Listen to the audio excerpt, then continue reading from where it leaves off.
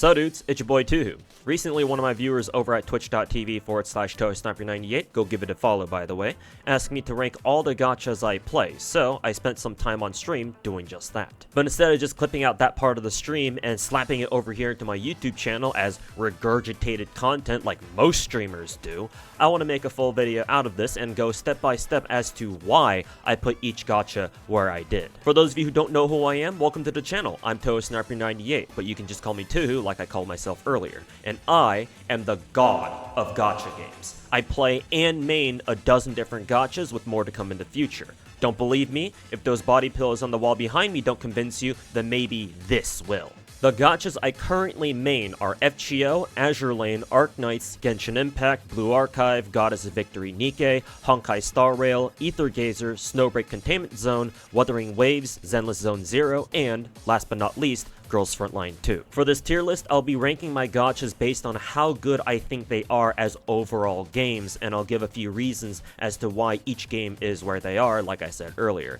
Maybe one day I'll pull a Psyche and review each of my gachas in depth, but this will have to do for now. Let's start at the bottom and then work our way up so that we end on a high note. Down in the sewers where it belongs is Blue Archive. Wikipedia calls it a tactical RPG, and I suppose technically it is, but in reality it's a skill management simulator with the most infuriating and bullshit gameplay RNG out of any gacha I've ever played. Don't get me wrong, Blue Archive is a fantastic casual game. One of the best out there, I'd argue, in fact.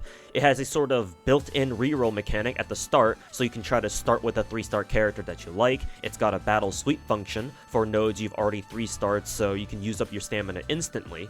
Endgame is mostly optional, and it's got supposedly a good story with great characters who are wonderfully autistic, and most of them have plenty of fan art for you to enjoy on social media.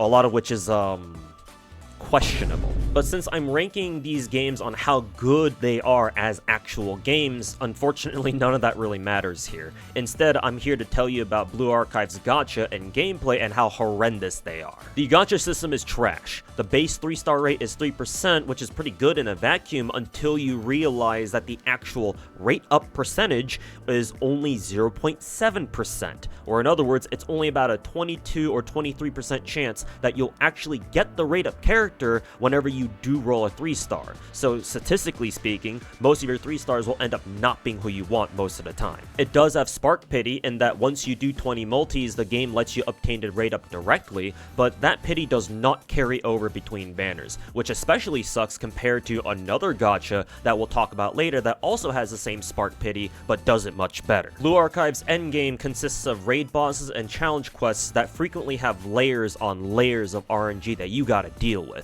And sometimes that RNG is so bad that it kills your run instantly the moment it happens, and you have to reset. For the raids, you only have an hour to complete each attempt, and I've had runs that kept getting such bad RNG to the point where I lost those runs just from running out of time. The teams you have to use for endgame are extremely gacha dependent. Because there are 4 different attack types, enemies can be any one of 4 armor types that those attack types are good against, and this applies to endgame content too. This means that if you want to keep up with the raids, you gotta have DPSs from every attack type, and the best ones are oftentimes limited characters, so if you didn't roll them, then you gotta settle for weaker options who are a lot more susceptible to raid RNG. Yes, the game does let you take one support character, so you can just borrow someone else's top tier to be fair, but a lot of the time, that's just not enough, and you'd rather have your own anyway, so you can run the same top tier twice in 2 different teams in the same raid. Teams are also extremely expensive to invest into. A full team in Blue Archive consists of 6 characters, 4 frontliners and 2 backliners. So that's 6 characters who, if you're going for like a top 5k or a top 10k spot depending on the server,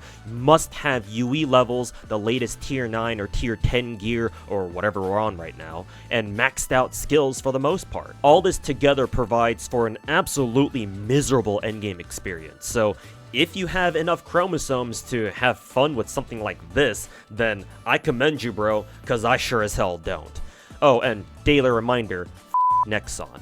In the next tier up, we've got Honkai Star Rail, Fate Grand Order, and Snowbreak Containment Zone. These are gachas that I wouldn't recommend unless you really like what they have to offer. By the way, for the middle tiers here that have multiple gachas, they go from left to right in terms of how good I think they are in each tier. Or in other words, the ones on the left I think are better than the ones on the right. Snowbreak is a third-person shooter, so that on its own will likely filter out a lot of people who don't like shooters at all.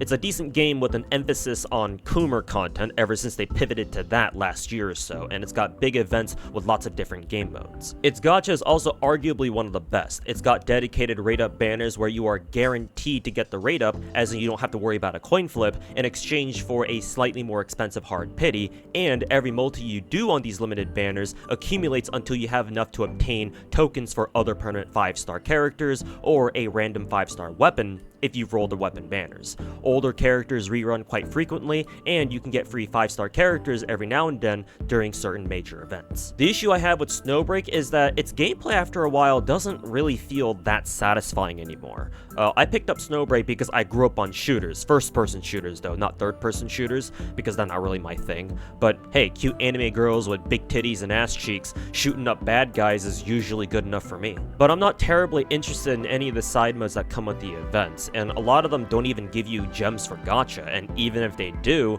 I don't think they give you a whole lot.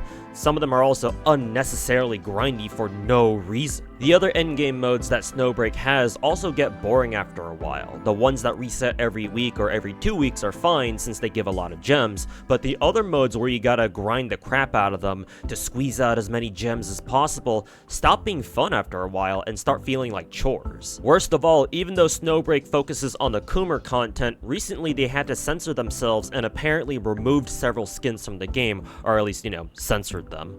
Like, I get that this is a Chinese game, so they gotta comply with Daddy Winnie the Pooh's rules for good commie children, but they didn't need to force the overseas servers to do the same. I'm aware that there's a very easy uncensored trick to get around this, but there was no need to do that, to be honest, because if Genshin can censor their characters but not force it onto their foreign players, then Amazing Season has no excuse not to either. So I wouldn't recommend Snowbreak unless you like shooters and you like staring at your characters' asses and side titties while they shoot bad guys or something. And even then, if that's what you really want out of a gacha, then oh boy, will I be talking about another gacha that's much better than this. FGO has the best story out of any gacha I've played. Hoyotards think Star Rail's story is top tier somehow, so they won't know a good story when they see one.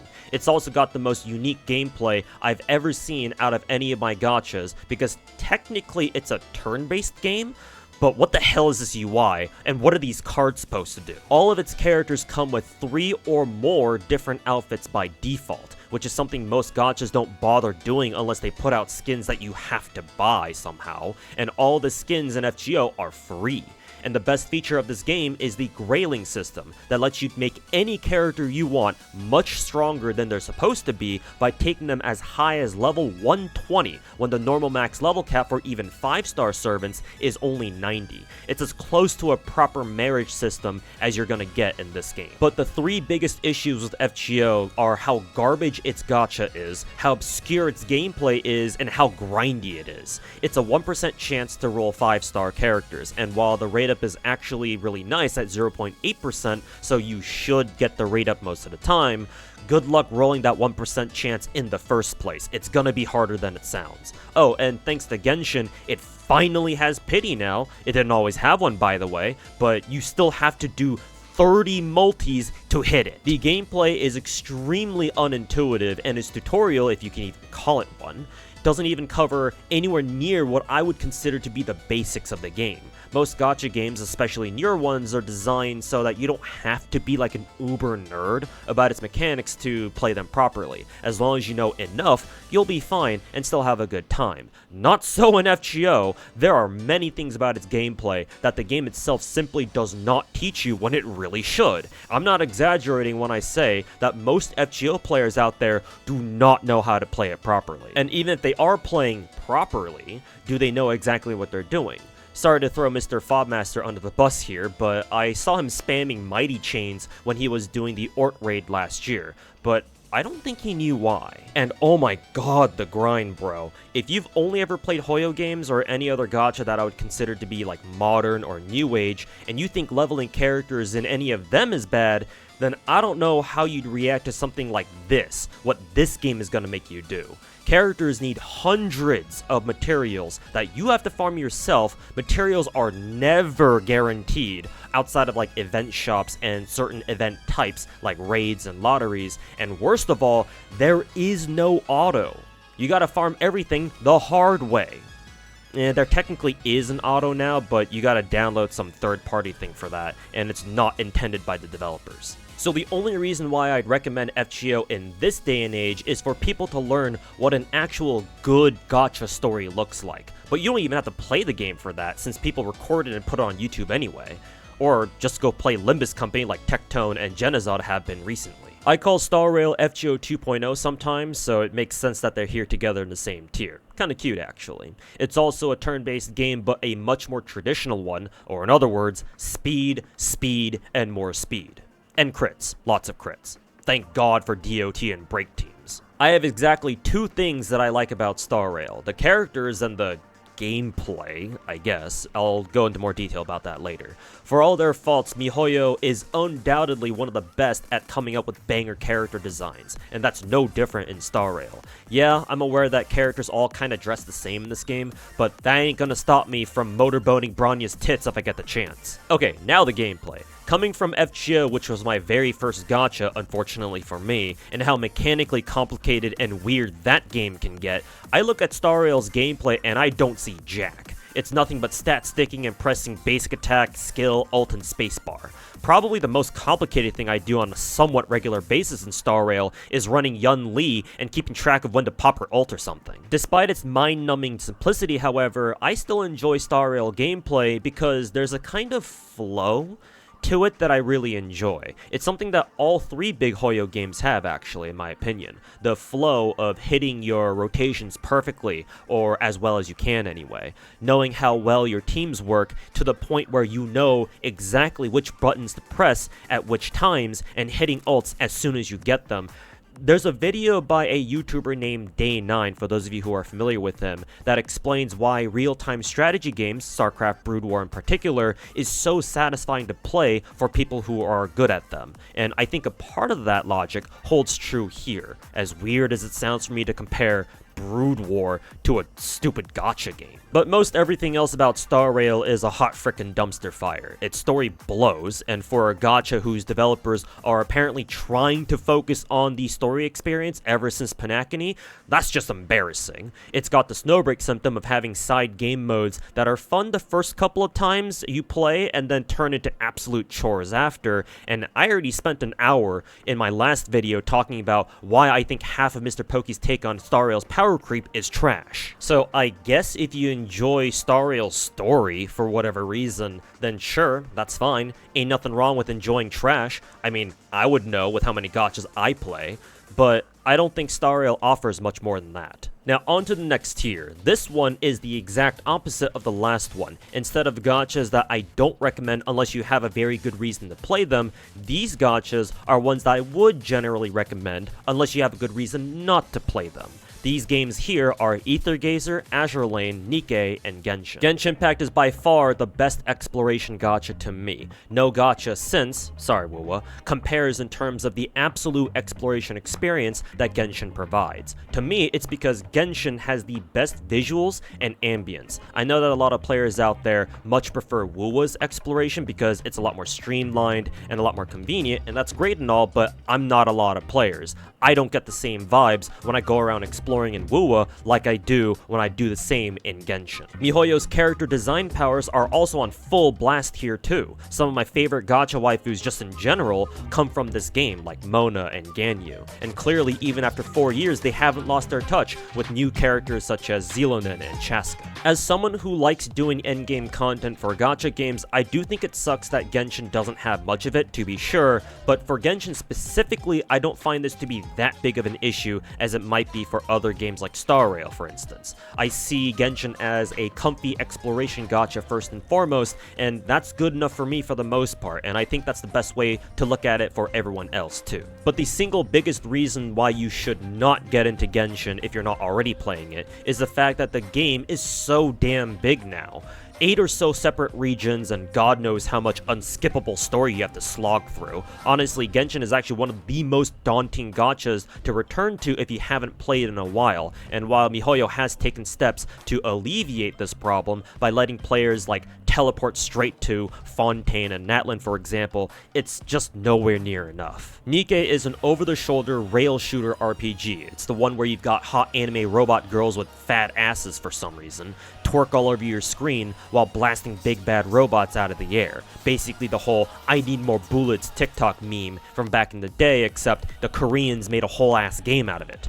See what I did there? Nikke is great because it's a relatively low commitment gacha. It's an idle game, as an IDLE, like you don't do much, not idol like Idol Master or any of the Hololive girls. There's no farming for the most part, just dailies and event stuff, though sometimes there are things like solo raids and union raids that you gotta get done every day that takes more time to do. Even still, once you get past early game, it should only take you about like 15 minutes or so to get all your dailies done, and you don't have to touch the game again for the rest of the day until next reset. This is also definitely a Coomer game, and so if you're into jiggling asses and bouncing titties and what self-respecting gacha addict doesn't, then you'll find plenty of that here. The gacha itself is also one of the better ones, 4% chance for an SSR with a coin flip rate up, and there's even a free-to-play gacha that can give you SSRs too, but it's only got a 2% chance for SSRs as a trade-off. However, its best feature is that just like Blue Archive, Nikke also has the same Spark Pity, but with the additional perk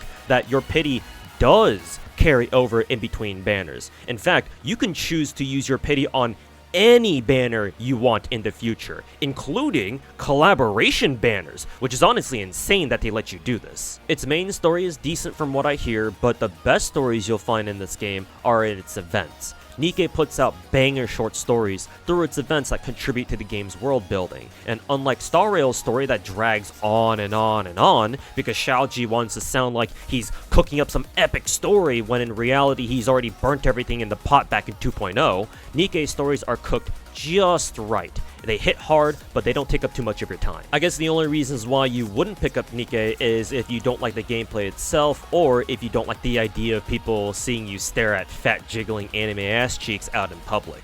But hey, to that I say, double down. Stare back at him while playing one-handed. Azure Lane is a side-scrolling shoot-'em-up gacha based on various historical warships that even include some old-ass sailing ships, if you can believe that. And somehow they're supposed to fight just fine alongside World War II-era battleships and carriers and stuff. This is also another Coomer game, and I would actually argue this is even more of a Coomer game than Nikke is because of its skins. A core part of Azure Lane's marketing and monetization strategy is making some of the most elaborate live 2D skins in the entire gacha market that are higher quality and better priced than almost any other skin you'll find in modern gachas. The one or two exceptions maybe being like Girls Frontline 2 or Brown Dust 2. Like, no joke, the characters and the skins are the reason why you play Azure Lane. It's got almost 800 unique characters, so chances are there's a waifu for you in this game that you'll probably really like if you look hard enough.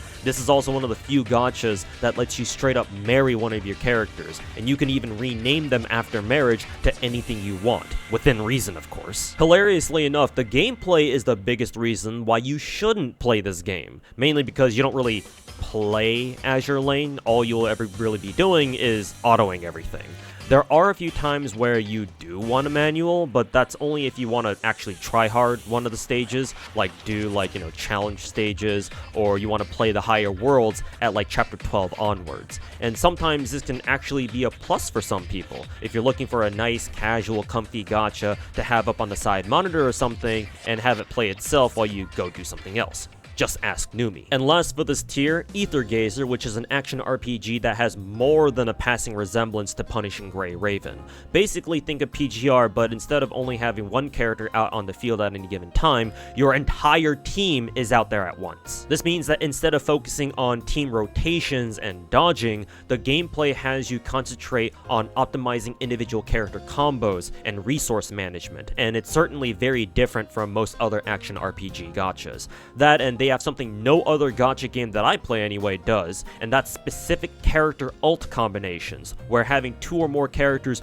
who have an ult chain together lets them use that special ult combo that's stronger than usual and come with a unique animation. Ether Gazer has a lot of content and has a lot of nice ideas that I think more gachas should implement. They have their own special guaranteed rate up banners like Snowbreak does, but they take that a step further by giving you additional custom banners that have way shorter pities for older characters that you can choose. And while characters have unique weapons of sorts, they're called functors in this game, the functor banner is permanent, so you can roll for a character's unique functor whenever you want, even after that character's banner has already passed. The gearing system is also very interesting. Instead of having to farm a whole new set of gear if you want to re-gear a character because they got a new set or something, you can just straight up change what gear pieces they have already and keep all the same extra stats that they were holding before. I think the 2 reasons why you wouldn't want to pick up Ether Gazer is because you don't enjoy its gameplay or it's a little too niche for you. It's definitely the smallest gacha that I play in terms of community and player size,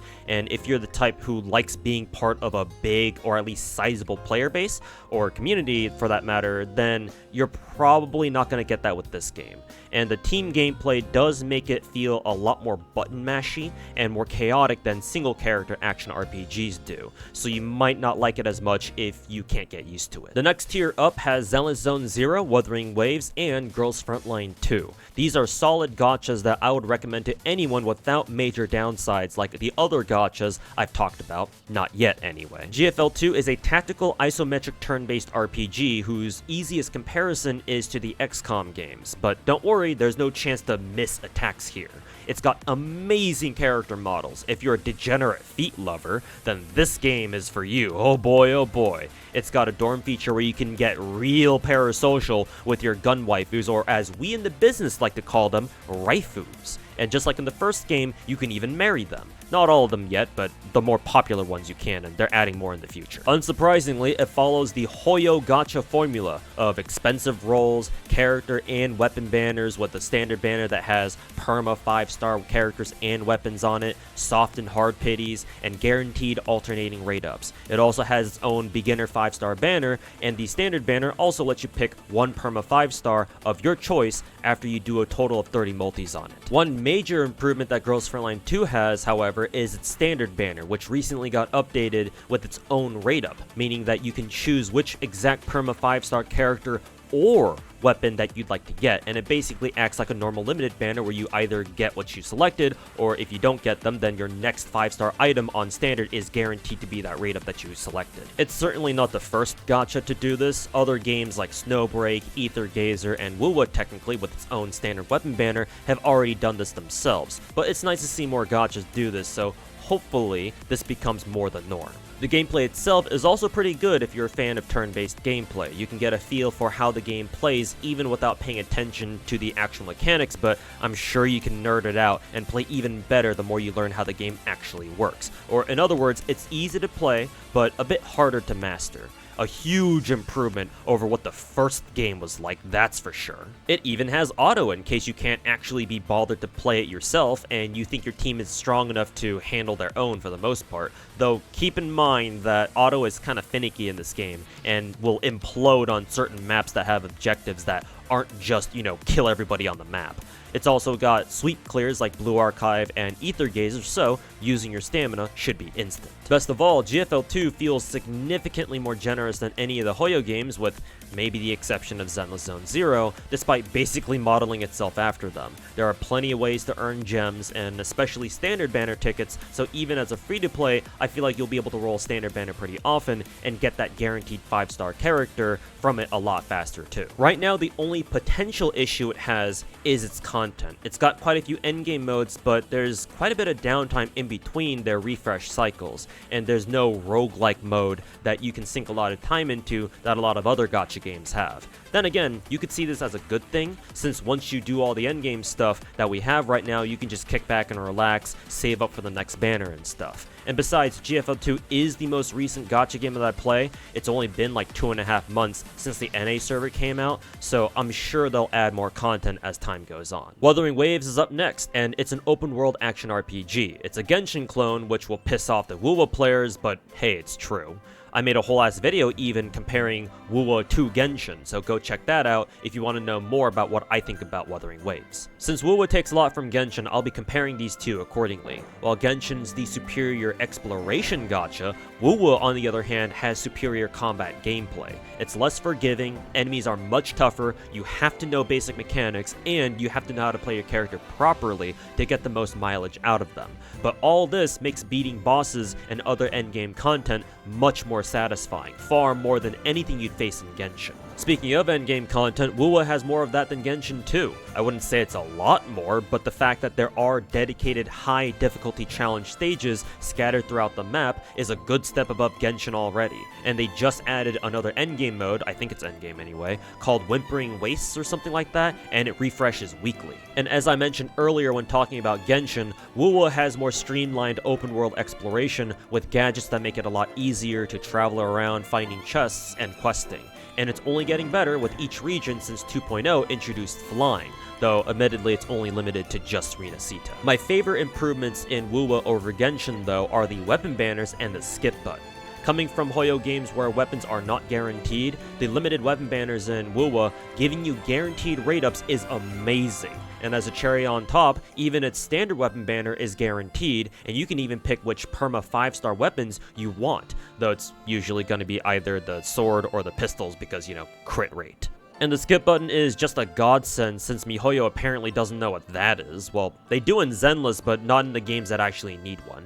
Skip buttons are a must in gacha games. That is non-negotiable. So Genshin and Starro not having them is an absolute sin against humanity, and you have no idea how glad I am to know that newer gachas know not to leave it out. Speaking of Zenless, Z3 is by far the best out of the big three Hoyo games. Makes sense, since it's their latest gacha, so they've got the most amount of gacha experience going into its development, and it's the smallest in terms of overall player size, so they're treating it better than the other two to get more people to play it. Still big by normal gacha standards, don't get me wrong, but it's certainly not as big as the other two even still. You can only split up your player base so many times after all. It's an action RPG not unlike WoW. Matter of fact, gameplay-wise, these two games are fairly similar, or maybe it's better to say that they have quite a few similarities. Zenless is flashier though, and thus more visually appealing, and while WoW's gameplay is good and rewarding, I personally find myself mauling at it quite a bit, especially whenever I'm playing the TAC hologram bosses,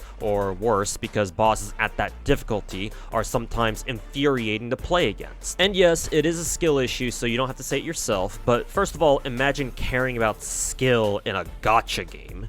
And second of all, I don't maul at Zenless, at least not nearly as much as I do playing WoW. Really, the only time I've mauled in Zenless was when I was playing Battle Tower once, and that was pretty much it. Zenless's gameplay feels a lot more fair, if that's the right word. Like, whenever I make a mistake in Zenless, I'm usually like, oh, like, that's my fault, I can play better than that, and that's definitely not always the case in WoW. Besides its gameplay, Zenless is also the most generous and has the most accessible content out of the big three Hoyo games, in part, since like I said earlier, it's the newest one, and as of this video, hasn't even been out for a year yet. While investing into characters still takes a while, building them overall is easier in this game, and even though it still has the annoying-ass gearing system that the other two games have, it's at least a little more tolerable with the improvements it has that the other two don't. And even though I don't follow the story itself, I would say it's got the best one out of the three simply because it has a skip button.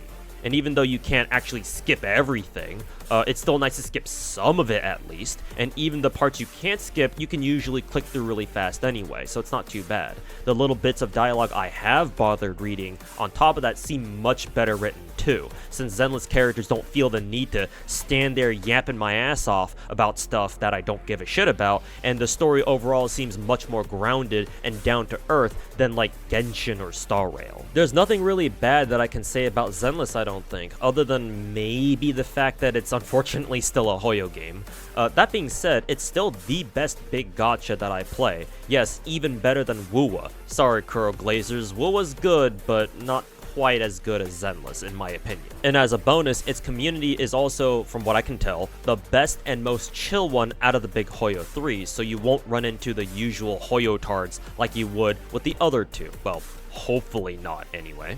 And especially with its 1.4 soft relaunch that fixed a lot of issues that most people had with it, if you've ever been curious to try this game out, I say you definitely should. Now, finally, started from the bottom, now we here. The absolute top tier, peak gacha, the cream of the crop, the GOAT gacha, and whatever other phrase that I can use to describe the best of the best. Arknights. The fact that I have a 20+ minute video doing nothing but glazing the out of that game should be good enough. But I'll give you a quick rundown of it anyway on why Arknights is the best. It has the most amount of playable content out of any gacha I've played. All of its story, past and present, is playable. It has multiple game modes, and the most robust roguelike mode I've ever seen in a gacha, which has 4 different versions, by the way. 5 if you include the first edition of it, which was a limited time event back in the day, and was so popular the devs made it a permanent game mode from the second version onwards. Honestly, Hypergriff could probably take integrated strategies and turn just that into its own standalone roguelike tower defense game without adding much else. That's how much content it has.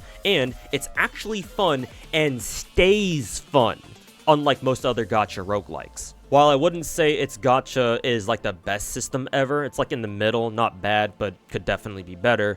This is mitigated by the fact that high rarity operators are usually just luxuries, and lower rarities are perfectly fine, usually, for the job. Even more so, the better you are at the game itself. And the gameplay itself is as fair as you're gonna get for a gacha, man. Not much RNG, and if you're stuck on a stage, you can always watch any of the dozens of videos for it on YouTube by Arknights content creators who show you exactly how to clear it, oftentimes with lower rarity units that you probably have. And unique to Arknights, out of all my gachas, it has by far the best voice acting out of any of them.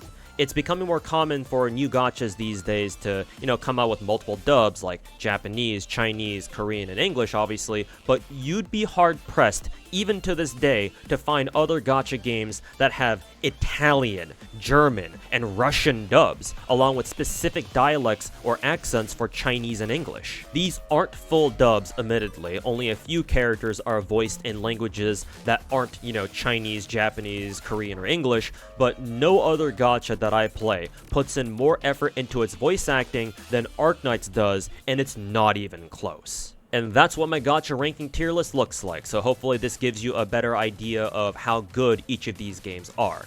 Which ones did you guys agree with, and which ones did you disagree with? Let me know in the comments down below. In the meantime, check out my socials, subscribe to the channel for more gacha content, and follow me on Twitch to catch any of my gacha streams. Also check out my Patreon if you want to support my content even further. That's it from me, thanks for watching, be cool y'all, and we'll see you in the next one.